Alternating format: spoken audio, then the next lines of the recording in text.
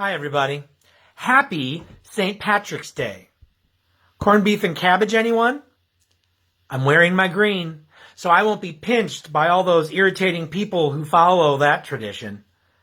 And it just dawned on me that with the coronavirus and social distancing and sheltering in place, being pinched is probably not something I need to worry about this year.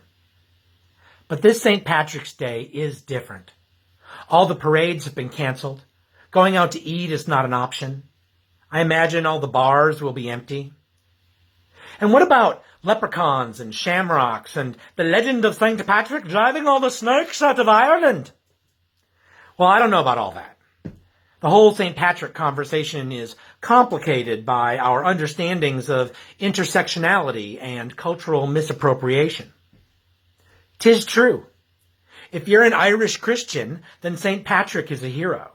If you're an Irish pagan, then St. Patrick is a terrorist. Look it up. But what I do know is that the story of the Irish people is one of tragedy and triumph. Just Google the Irish potato famine. The Irish potato famine, also known as the Great Hunger, began in 1845 when a fungus-like organism rapidly spread throughout Ireland. The infestation ruined up to 1/2 of the potato crop that year and about 3/4 of the crop over the next 7 years. Because the farmers of Ireland relied heavily on the potato as a source for food, the infestation had a catastrophic effect on Ireland and its population.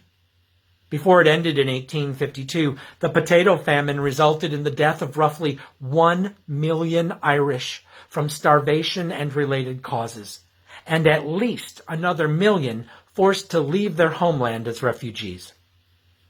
And yet, I know the Irish as some of the most hopeful and life-loving people I have ever met.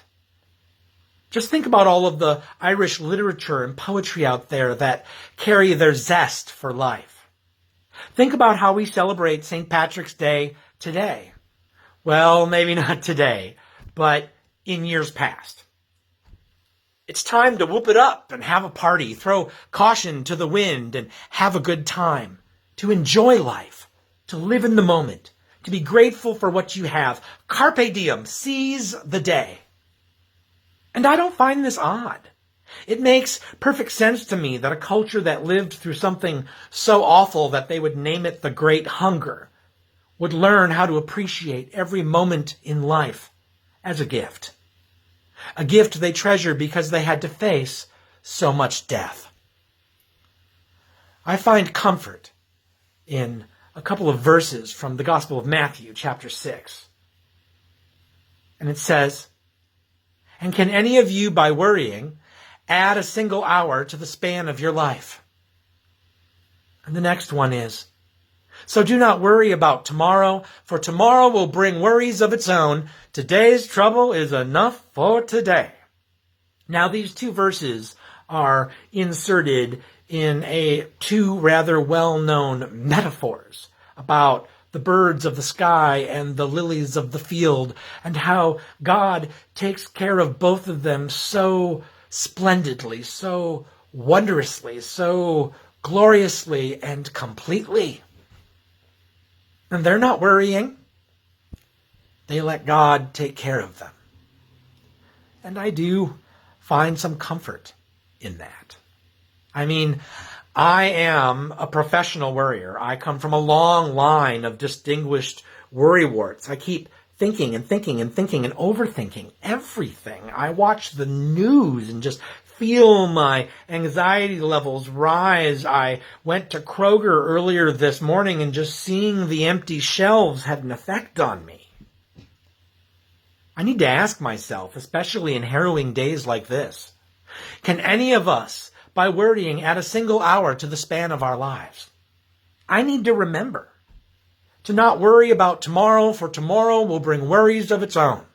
Today's trouble is enough for today. Let us find our inspiration in the unrelenting hope and unabashed joy of the Irish people as we walk through this pandemic together. Let us learn as I imagine they did during the Great Hunger. Together we are the difference. Together we will find a way together. And now I leave you with an Irish toast. May your blessings outnumber the shamrocks that grow, and may trouble avoid you wherever you go. This is Pastor Rob, and this was our 5-minute meditation. Holy Trinity Memphis. Love one another.